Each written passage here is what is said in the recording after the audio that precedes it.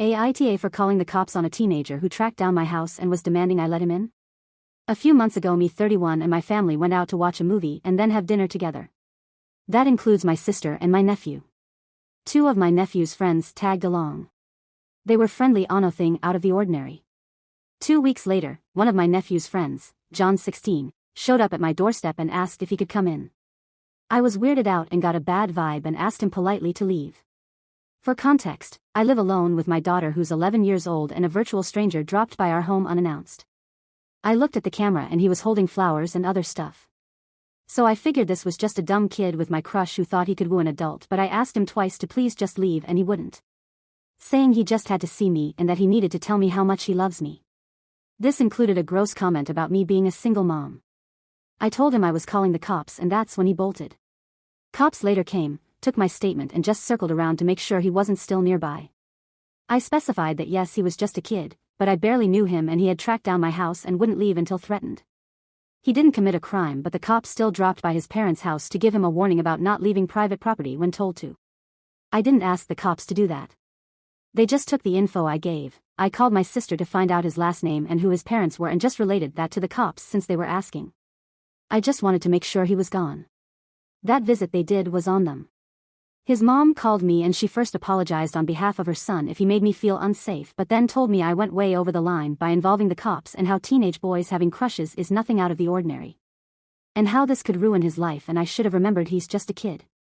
To top it off, my sister also told me I went over the top and how he's one of her son's good friends and that I should have called her when he wouldn't leave and she would have sorted it out. I went with my gut feeling and I don't regret it. Some of OP's comments. On calling the parents beforehand. I found out who the parents were after what happened and I barely knew him.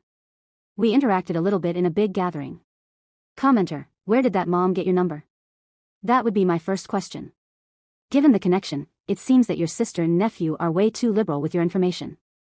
I would have a serious conversation with them about that before changing your number. Do change your number. OP, for the sake of brevity, I summed up a lot of what happened afterwards. My sister messaged me and said the mom wanted to call me and apologize for what had happened and assure she and her father wouldn't let it happen again. I told her yes for several reasons. One, I genuinely thought she was ashamed of what happened and wanted to set things right. I wanted to make it clear that this could never happen again, and I wanted to ask where this bizarre fixation came from and that as adults we could maybe fish out whatever negative influence affected that boy and could potentially affect my nephew since they're in the same friend group. I simply shared the relevant part, which is her trying to guilt trip me for calling the cops. Commenter, the guilt trip makes me suspect that the mother has dealt with this issue in the past. It would be more normal to be embarrassed, confused, or even angry, but the focus on the police feels like someone trying to avoid evidence of a pattern of behavior. OP, the mom made sure to mention how he had never acted like this before and that he got the wrong idea from seeing how his brother treats his wife. Among other weak, random justifications. So she was definitely determined to brush this off and make me think this was a once-in-a-lifetime major lapse in judgment. Sister. My sister has known the kid for years, so I'm really hoping she was temporarily taken back and just put her foot in her mouth. She insisted my nephew didn't tell him how to find me, and I told her that just made things worse, and she agreed it was creepy he somehow tracked my house down. Commenter, NTA. You did everything right.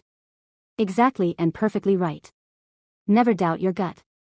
DM me if you need me to say that to you again. Screenshot this post so your sister and this kid's mom can see how extremely, thoroughly, and completely wrong they are. A teen having a crush is 100% normal. A teen doxing a crush, finding her home, taking flowers over to the crush and refusing to leave is 100% abnormal. His mother needs to take this more seriously. Either the boy is untethered from reality in some normalish kind of way, like if he's super young, under 12 years old, or he's verging on a real mental health issue. His mother needs to attend to this. Mom doesn't need to overreact, but she also can't underreact. Take it seriously. OP, he's 16, so not super young. Since he told me single moms need love, I don't think he's neurotypical, but instead had idiotic ideas about older single women. From the impression I got when I met him, he's not neuroatypical and his mom didn't mention it. Make sure he won't be at future gatherings. Jesus, I haven't even thought about how now I need to tell my sister and nephew to never let him tag along. I'd hope they'd just stop associating with him.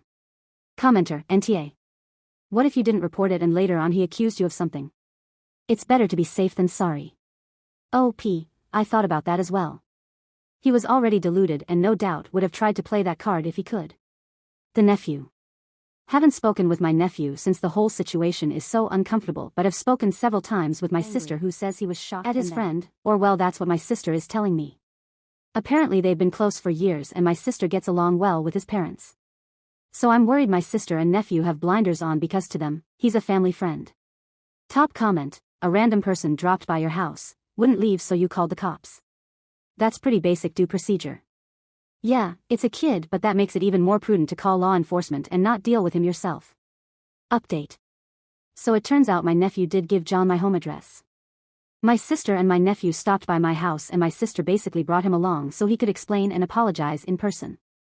John's mom complained to another one of the mommies in their group about how John's friends are the reason he did something inappropriate. My sister found out and got my nephew to confess. John apparently kept asking my nephew about me after the night I met him and told my nephew and their friends about his crush on me. My nephew and his friends egged him on to ask me out.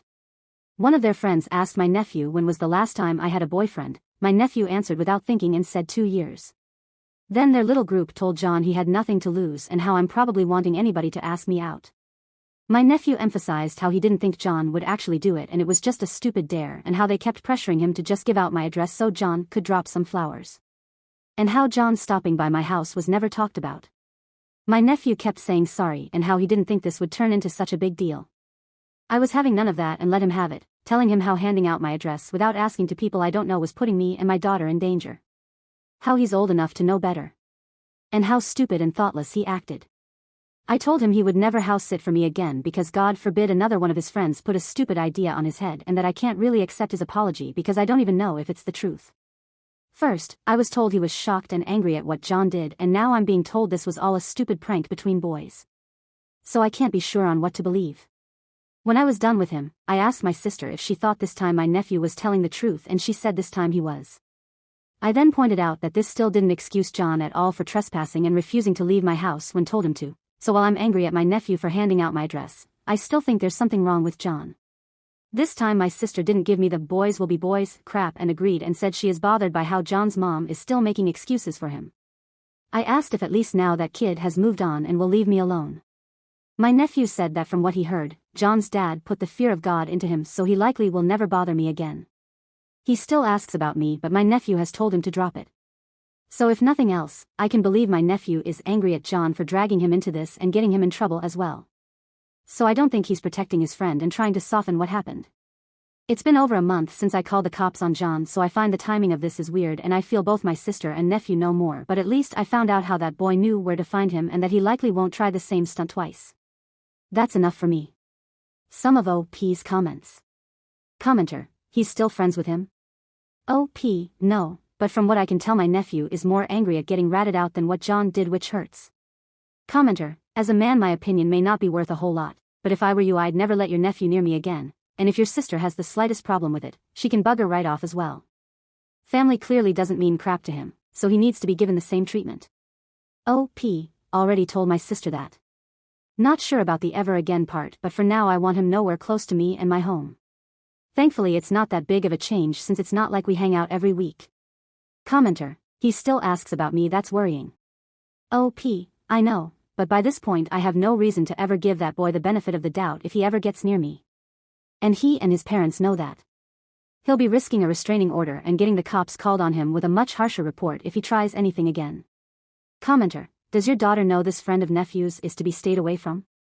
And if she sees him she needs to tell you immediately? Does she have a phone? If yes, I'd check it, and if you know his phone number block it on her phone. OP: yes and thank you.